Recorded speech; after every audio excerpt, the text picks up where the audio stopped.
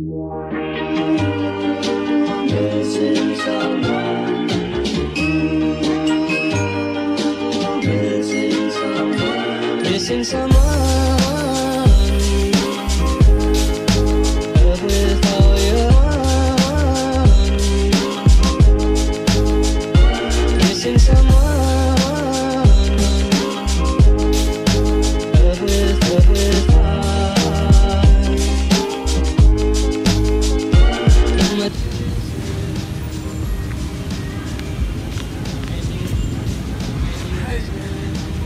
Yun, magandang tanghali o araw sa inyo mga kapatid. Nandito tayo sa Binondo. Bale, kasali na rin natin itong update regarding sa Manila Bay Rehabilitation. Tuloy-tuloy yung paglilinis dun sa Manila Bay. Araw-araw yung paglilinis ng DPWH, pagdredging, paghuhukay. Pero ang isa sa pinakamagandang ginagawa rin ngayon ay yung paglilinis ng mga estero dito mismo sa Maynila. Ang nangyari kasi itong mga esterong to ay nagdadala ng basura papuntang Ilog Pasig, and then from Ilog Pasig papunta doon sa Manila Bay. Kaya kailangan natin ng long term solution sa paglilinis ng Manila Bay. Kailangan malinis din yung mga estero. Tignan natin na nagkaroon ng activity ngayon mga nakaraang araw. Tignan natin kung ano ba yung status. Magsisimula tayo rito sa Binondo area. Tatlong malalaking estero nandito: Binondo, Magdalena at saka Alvarado. I-check natin kung ano ba ang status. From Binondo area hanggang Divisoria. Alam ko, titingnan natin kung ano ang kalagayan ng estero at ang paglilinis nito. Samahan niyo ako. And you did it right from the start.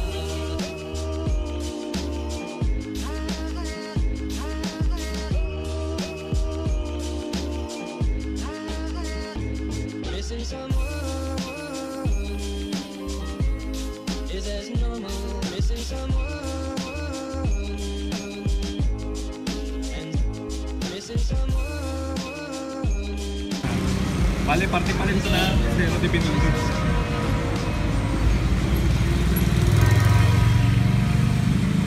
Diretso lang. Mga kapatid, kung titignan nyo ron, papunta ron sa dulo, Divisoria.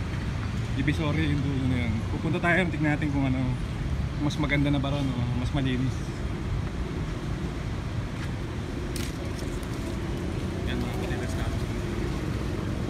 Madumi pa rin sa madumi, may amoy, pero wala na masyadong nalutong na basura. At marami ng halaman eh. Yan mga kapatid.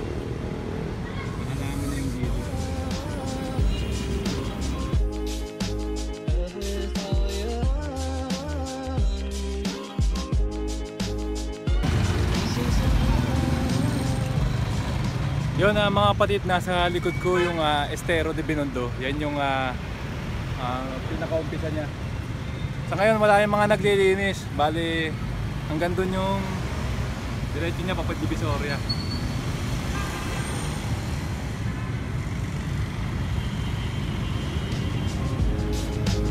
Love with all your heart. Ayun mga kapatid, diretso na tayo ng Divisoria. Tutuntunin na natin yung haba ng estero.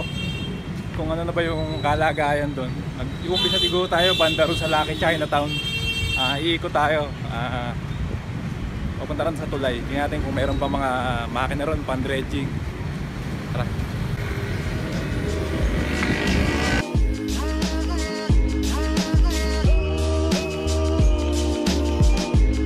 And you did it right from the start.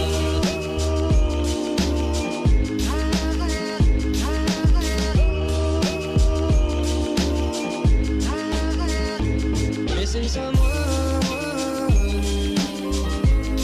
is as normal. Missing someone. Yun mga kapatid, kakadaan lang natin sa Lucky Chinatown Mall. Ito mukhang dito na yung estero kasi may nakikita na tayong yung backhoe, yung pang dredging. Ngayon titignan natin kung ano na ba. Mukhang naka-brake sila eh.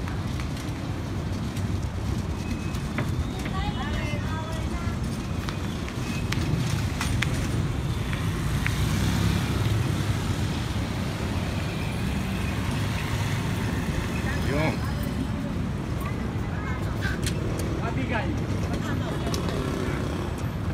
Ayan mga kapatid, sa ngayon hindi tuloy-tuloy yung naka-stop ngayon yung activity ng paglilinis. Kaya ngayon yan, nakaito muna yung dredging machine. Sa ngayon kung titignan mo yung tubig hindi pa rin ganun kalinis, pero hindi na katulad ng dati na maraming nakalutang, diba? Okay, Ngayon nalakbayin pa natin tong kabuuan na itong estero. Kaya yun mga kapatid, dito makapansin natin na dahil nga naka-ready tong bako na to, medyo malinis na o nasapaw na yung mga basura sa surface ng ilog or ng estero. Pero pupunta tayo rito sa kabila.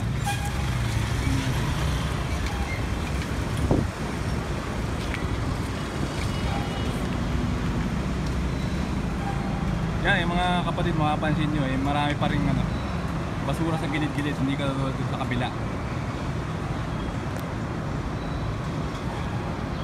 Siguro susunod na ito nilinisin after nung kabila. Basura pa rin mga kapatid. Yun, lalakbayin pa rin natin yung kabuuan ng Divisoria. Yun mga kapatid, nandito tayo sa gilid ng Estero de Binondo. Naalala ko nga pala nung kabataan ko pag nagpupunta kaming Divisoria. Pag mapapadaan ka talaga dito kasi pauwi kami ng Laguna Pag dadaan kami, minsan naglalakad na lang kami papunta sa Binondo. Sakay kami ng Pabuendia, Laguna talaga makikita mo, mapapatakip ka ng mukha mo or ng panyo sa bibig mo or sa ilong mo. Mapapatakip ka ng panyo sa ilong mo kasi nga sobrang baho ng pag dumadaan ka dito sa mga estero dito sa Divisoria, Binondo area. Sa ngayon tolerable na, medyo hindi pa rin ganun kaganda yung amoy, pero tolerable na yung amoy ng ilog or ng estero natin. A few moments later. Yun mga kapatid, nandito na nga pala tayo sa Estero de Alvarado. Ito yung estero, actually malapit lang din siya sa Estero de Binondo. Ito yung parang pinaka dikit na estero. Mapapansin nyo, medyo malinis na rin. May mga konting basura pa rin, pero so far hindi na ganun karami.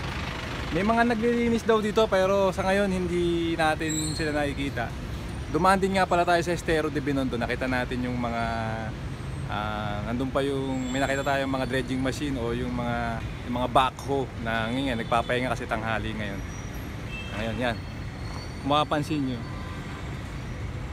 yung tubig wala nang may mga nakalutang pa rin, pero so far hindi na ganun ka Ang mga kapatid, ang problema nga lang dito sa tubig kasi nga yung mga estero hindi masyadong umaagos yung tubig ng estero, kaya nagiging stagnant, kaya mahirap luminis kasi hindi umaagos yung basura Kaya kailangan talagang sapawin yung basura para makuha.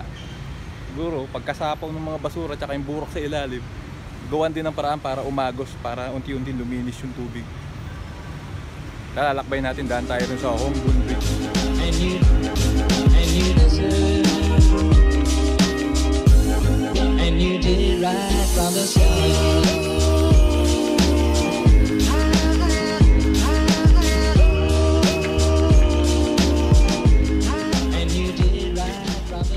Makikita nyo mga kapatid, makikita nyo nandun yung dredging machine. Ayan. Yan yung pangdinis o pangsapaw ng mga basura. Ngayon nakapahinga sila, pero mapapansin nyo kung yung mismo tubig, ayan, malinis na. Maamoy pa rin or mabaho, pero at least wala na masyadong nakalutang na basura, di ba? Yan yung Hongbun Bridge.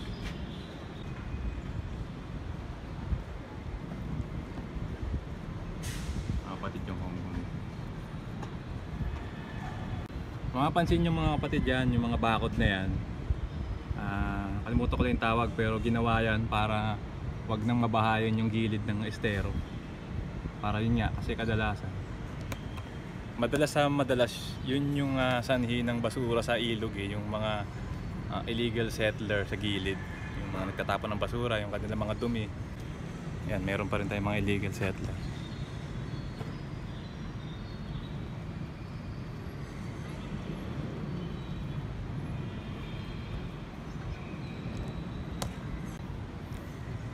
Yun nga, kasama sa proyekto yun, yung ma-rehabilitate din yung mga taong na nasa gilid, yung mga taong nakatira sa gilid. Kasi nga, hindi maihinto yung pagdumi nito kung may mga nakatira pa rin. Kasi nga, walang maayos na tapunan ng basura yung mga tao. Walang maayos na drainage system, yung sewerage, yung mga dumi nila. Diretso sa ilog yun, sure ball ako. Kaya kung malilinis mo yung Manila Bay, kailangan linisin mo rin yung estero, di ba? Kasi nakadikit to sure ball ang labas nito doon sa Ilog Pasig. Paglabas ng Ilog Pasig, daan ka lang ng Jones Bridge, kitang-kita mo na papunta ng Manila Bay yun, di ba?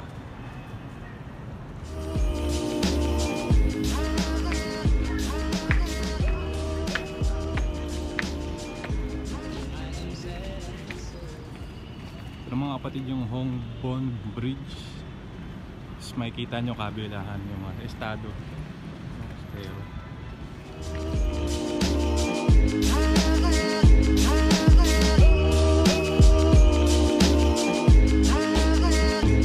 Missing someone is as normal. A few moments later.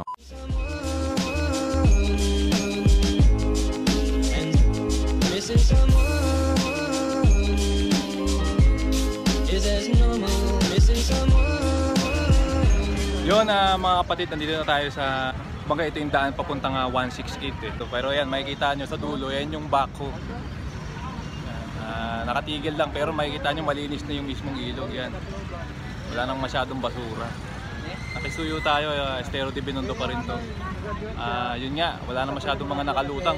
Pag dumakadaan kami dati dito, pag namimili kami, maamoy na maamoy. Meron ngayon, okay na. Tsaka yun, mga halaman dumadami na sa gilid yan. Marami na dumusbong na halaman sa gilid. Wala na rin mga nakatirang tao, kaya ayos na ayos.